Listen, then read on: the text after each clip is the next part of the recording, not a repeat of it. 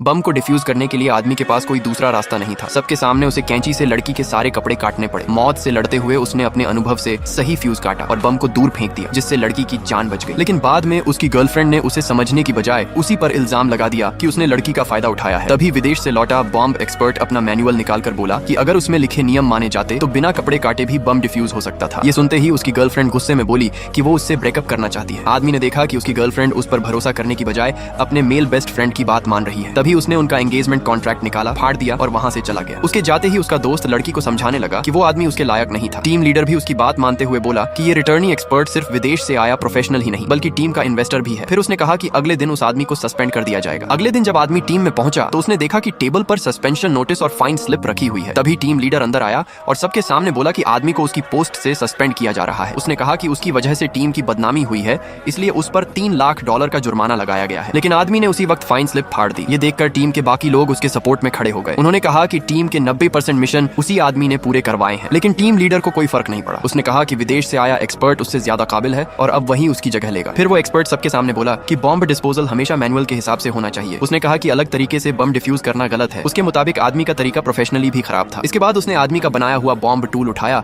और मजाक उड़ाते हुए बोला, ये क्या है? कान साफ करने वाला चम्मच। फिर उसने आदेश दिया कि ऐसे सारे सामान को फेंक दिया जाए और अब से सिर्फ उसके नियम माने जाएंगे। अगले दिन आदमी पार्क में बैठकर मछली पकड़ रहा था। तभी टीम लीडर का कॉल आया। उसने कहा कि तुरंत शॉपिंग सेंटर में हुए बम हमले की जगह पहुंचो। आदमी ने शांत होकर जवाब दिया, रूल्स के हिसाब से सस्पेंडेड लोग डेंजर एरिया में नहीं जा सकते। इतना कहकर उसने फोन काट दिया और फिर से मछली पकड़ने लगा। लेकिन थोड़ी देर बाद उसकी एक्स गर्लफ्रेंड का कॉल आया। वो रोते हुए बोली कि वो उसी शॉपिंग सेंटर में फंसी हुई है और किडनैपर्स उसके शरीर पर बम बांधने वाले हैं।